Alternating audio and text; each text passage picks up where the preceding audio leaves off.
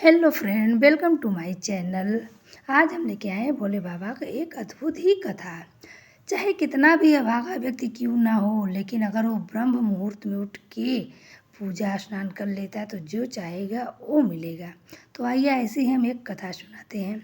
एक समय की बात है, माता पार्वती ने भगवान शिव जी से पूछा, स्वामी मैंने देखा है कि चाहे कितना भी अभागा मनुष्य हो, अगर वह सुबह के समय ब्रह्म मुहूर्त में उठता है तो वह बहुत सुखी रहता है। ऐसा क्यों है? मुझे ब्रह्म मुहूर्त का रहस्य बताइए। तब भगवान शिव ने कहा, हे देवी, मैं आपको इस प्रश्न का उत्तर एक कथा के माध्यम से बताऊंगा। कृपया आप इस कथा को ध्यान पूर्वक सुनना, और जो भी मनुष्य इस कथा को पूरा सुनेगा वह कभी भी इस अवसर को अपने हाथ से जाने नहीं देगा। ब्रह्म मुहूर्त में का रहस्य जानकर पूरा जीवन बदल जाएगा। भगवान शिव कथा को सुनाना प्रारंभ करते हैं और माता पार्वती से कहते हैं, बहुत समय पहले की बात है, काशी में दीनू नाम का एक लड़का रहता था। वह लड़का बहुत ही अच्छा था, लेकिन एक गलत आदत थी। वह देर तक सोता रहता था। सुबह उसे जगाने के लिए घर वाले कई प्रयास करते थे, परंतु वह रोजाना सुबह देर तक उठता था। वह लड़का कभी भी 9 से पहले नहीं उठता था। जब वह बालक था तब परिवार वालों ने सोचा कि जब यह बड़ा हो जाएगा तो इसकी आदत में सुधार आ जाएगी। परंतु वह लड़का जैसे जैसे बड़ा होता गया, उसकी यह आदत और भी ज़्यादा गहरी होती चली गई। दुनिया इधर से उधर हो सकती थी, लेकिन वह लड़का कभी भी जल्दी सोकर नहीं उठ पाता था। उसके पिता उसकी इस आदत से बहुत ज़्यादा परेशान रहने लगे थे। उस लड़के को ढेरों नकारात्मक शक्तियों ने घेर लिया था। वह सभी को पलटकर जवाब देता था और दिन भर उदास रहता था। इसका असर उसके स्वास्थ्य पर भी पड़ रहा था।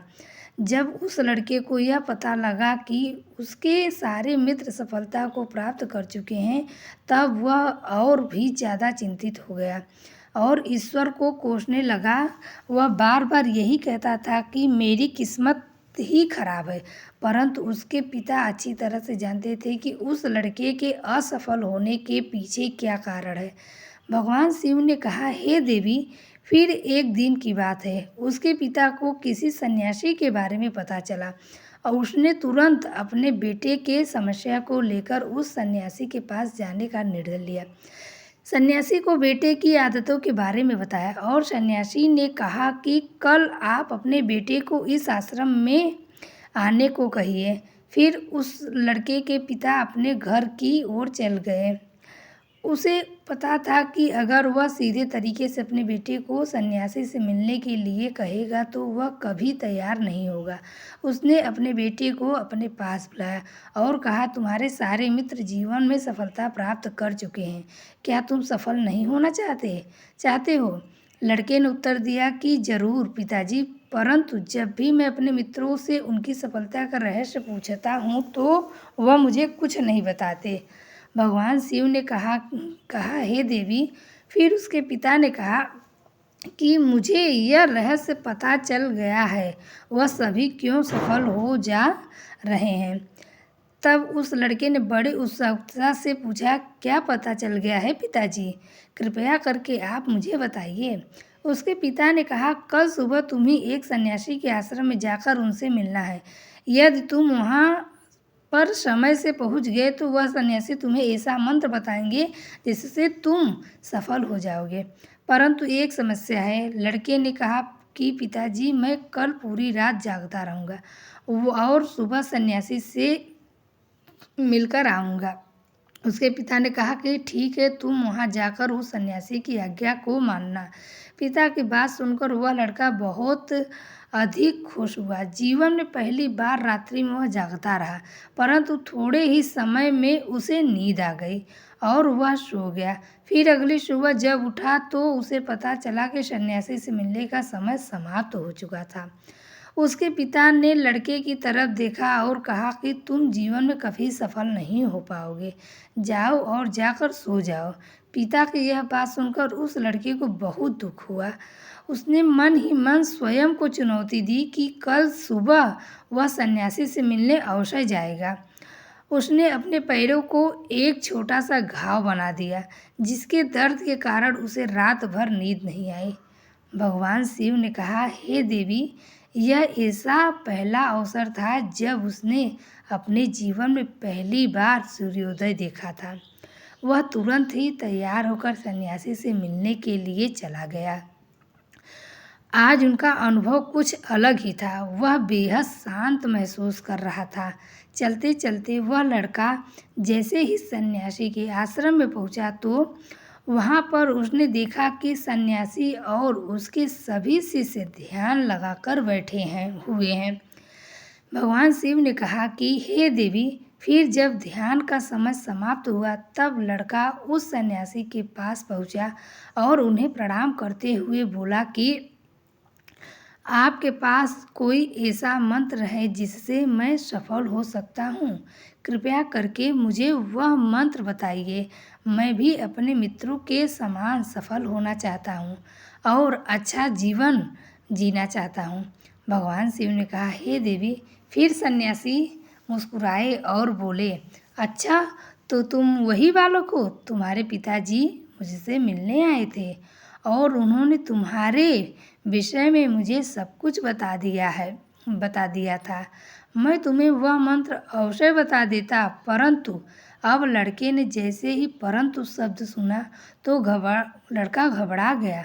उसने पूछा, परंतु क्या गुरुदेव? तब सन्यासी बोले, मैं तुम्हें वह मंत्र बताऊंगा, परंतु अगले 21 दिनों तक तुम्हें मेरी आज्ञा माननी होगी। मैं तुम्हें वह मंत्र 21 दिनों के बाद बताऊंगा। तब तक मैं तुमसे जो भी कार्य कहूँगा तुम्हें वह करना होगा। यदि तुम असफल हुए या कार्य के बीच में तुम्हारा संकल्प टूट गया तो उस मंत्र का अवसर नहीं होगा। दृढ़ निश्चय के साथ उस लड़के ने कहा कि मुझे आपकी सारी आज्ञा स्वीकार है। मैं अगले 21 दिनों के लिए आपका दास हूँ। आप जो भी कहेंगे मैं वही कार्य करूँगा। मुझे केवल और केवल उस मंत्र के बारे में जानना है। भगवान शिव ने कहा, हे देवी। फिर सन्यासी ने उस लड़के से कहा कि ठीक है, कल से तुम्हारा कार्य शुरू होगा। तुम इसी आश्रम में निवास करोगे। वह लड़का आश्रम में निवास करने के लिए तैयार हो गया। सन्यासी ने कहा कि यहाँ रहते हुए तुम्हें ब्रह्म मुहूर्त में उठना होगा और दूसरे शिष्यों की तरह ध्यान और तप करना होगा। साथ ही आश्रम के कार्यों में भी सहायता करनी होगी। ध्यान रहे, यह संकल्प टूटना नहीं चाहिए। भगवान शिव ने कहा, हे देवी। अब लड़का सन्यासी की बात से सहमत हो गया और अगले दिन से उसके कार्य के दिन की शुरुआत थी। इस बार उसने दृढ़ निश्चय किया कि परंतु 1 सप्ताह बीतने के पश्चात ही उसका संकल्प टूट गया और वह 8वें दिन देर तक सोता रहा। जब तक नींद से जागता तो उसने कहा कि मुझसे कितनी बड़ी भूल हो गई। वह रोते हुए सन्यासी के पास पहुंचा और कहने लगा कि हे गुरुदेव, मेरा संकल्प टूट गया। अब मैं जीवन में कभी सफल नहीं हो पाऊंगा। सन्यासी ने उसे समझाते हुए कहा कि एक बार फिर से शुरुआत करो, फिर से संकल्प करो। फिर लड़के ने सन्यासी से पूछा कि सुबह उठना इतना आवश्यक क्यों होता है और यहाँ पर सभी लोग इतनी जल्दी क्यों उठ जाते हैं? भगवान शिव ने कहा, हे देवी। तब सन्यासी ने लड़के को समझाते हुए कहा कि सुबह यानी ब्रह्म मुहूर्त में उठने के पीछे बहुत बड़ा विज्ञान छुपा है। लड़के ने कहा कि कृपया मुझे वह विज्ञान बताने की कृपा करें। सन्यासी ने कहा कि रात्रि को 4 पहर में बांटा गया है। पहला रुद्रकाल, जिसका समय 6 बजे से लेकर 9 बजे तक होता है, और दूसरा राक्षस काल, जिसका समय रात्रि 9 बजे से 12 बजे तक होता है। तीसरा गंधर्व काल, जिसका समय रात्रि 12 बजे से 3 तक होता है, और सबसे अंत में जो पहर आता है उसे मनोहर काल कहते हैं। इस समय को ब्रह्म मुहूर्त या अमृत बेला के नाम से भी जाना जाता है। इसका समय भोर 3 बजे से सुबह 6 तक होता है। यह वह समय होता है जब पूरे संसार की नकारात्मक शक्तियाँ निष्क्रिय अवस्था में होती हैं और सकारात्मक शक्तियाँ सक्रिय होती हैं। ब्रह्म मुहूर्त में अर्थात देव मुहूर्त, ब्रह्म मुहूर्त का अर्थ देवताओं का समय होता है। भगवान शिव ने कहा, हे देवी, वह सन्यासी आगे कहता है, इस समय देवता धरती पर विचरण कर रहे होते हैं और जागृत मनुष्य पर उनका बड़ा ही सकारात्मक प्रभाव पड़ता है। ब्रह्म मुहूर्त ऐसा समय होता है जिसमें मनुष्य का मस्तिष्क बिल्कुल खाली होता है, जिसमें किसी प्रकार के कोई विचार नहीं होते हैं, और जब इस समय व्यक्ति अपनी पुस्तक खोलकर पाठ का अध्ययन करते हैं तो उन्हें सब कुछ जल्दी जल्दी याद भी होता है और यह लंबे समय तक याद रहता है। यह ऐसा समय है जिससे हम ज्ञान को समझने का प्रयास करते हैं। इस कारण आश्रम के सभी शिष्य और संसार में बहुत से ज्ञानी लोग ब्रह्म मुहूर्त में उठ ही जाते हैं। प्राचीन काल में रोशनी का कोई स्रोत न होने के कारण लोग अपने दिल का समापन सूर्यास्त के समय और आरंभ सूर्योदय के साथ करते थे। यह एक तरीका है जिससे मानव जीवन प्रकृति के साथ तालमेल बनाकर चलता है। भगवान शिव ने कहा, हे देवी। फिर उस लड़के ने कहा कि ठीक है, मैं कल से अपना संकल्प फिर से शुरू करता हूँ, परंतु ब्रह्म मुहूर्त में उठकर मुझे क्या क्या करना चाहिए? तब सन्यासी ने कहा, ठीक है, मैं तुम्हें बताता हूँ कि ब्रह्म मुहूर्त में क्या क्या करना चाहिए और कैसे करना चाहिए। सबसे पहले उठकर धरती माता को पाँव रखने से पहले धरती माता पर पाँव रखने से पहले धरती माता को प्रणाम करना चाहिए और अपनी दोनों हथेलियों को देखना चाहिए और ईश्वर को धन्यवाद देना चाहिए कि उन्होंने तुम्हें आज का सूर्योदय देखने का अवसर दिया है। इसके बाद नित्य कर्म और स्नान करने से शरीर की ही नहीं बल्कि मन की शुद्धता भी बढ़ती है। स्नान करने के पश्चात ध्यान की प्रक्रिया होती है। ब्रह्म मुहूर्त में ध्यान की अवधि 21 दिन तक होती है। इस विधि का उपयोग तब किया जाता है जब आप अपनी कोई मनोकामना की पूर्ति चाहते हैं। यह ऐसा समय होता है जब व्यक्ति अपने आज्ञा चक्र को सक्रिय करने पर काम करते हैं। भगवान शिव ने कहा, हे देवी। आगे वह सन्यासी कहता है, आज्ञा चक्र दोनों भवों के बीच होता है। यह संकल्प का स्थान भी कहा जाता है।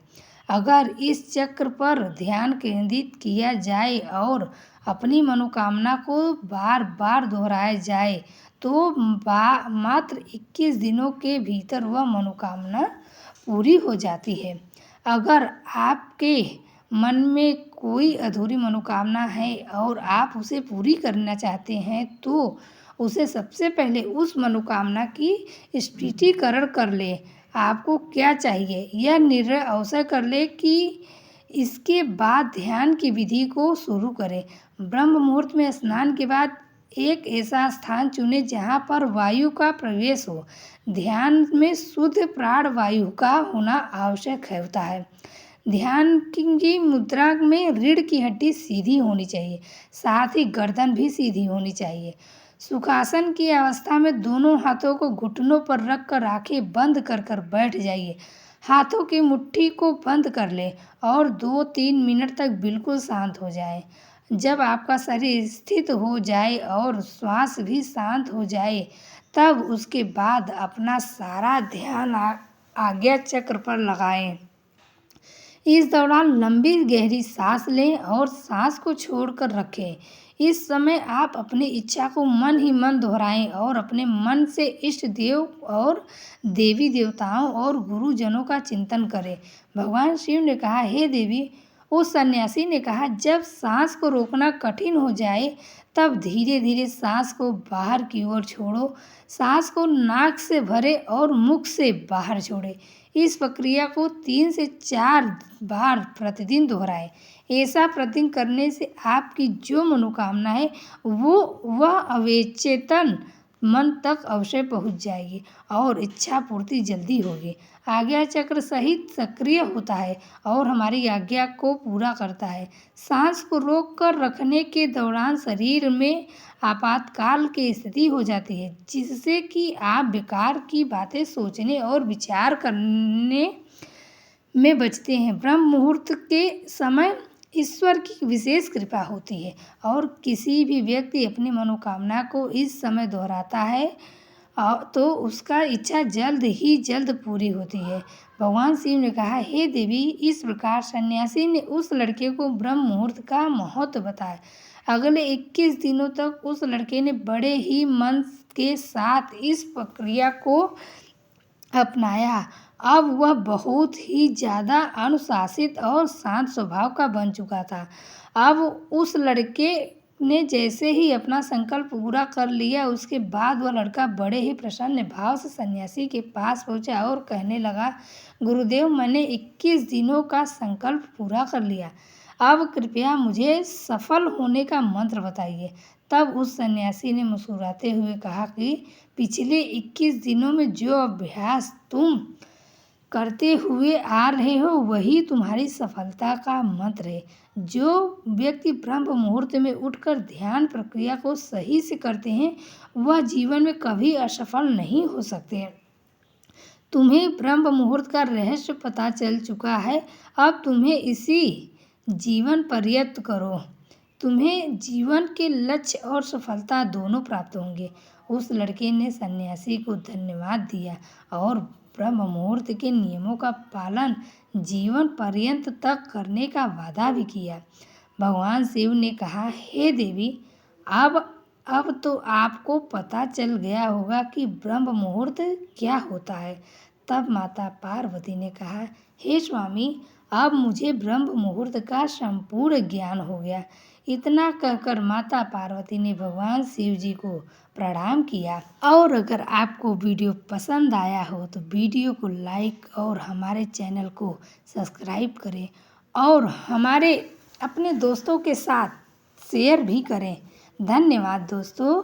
फिर मिलते हैं ऐसे ही कहानी के साथ। तब तक के लिए श्री शिवाय नमस्तुभ्यम।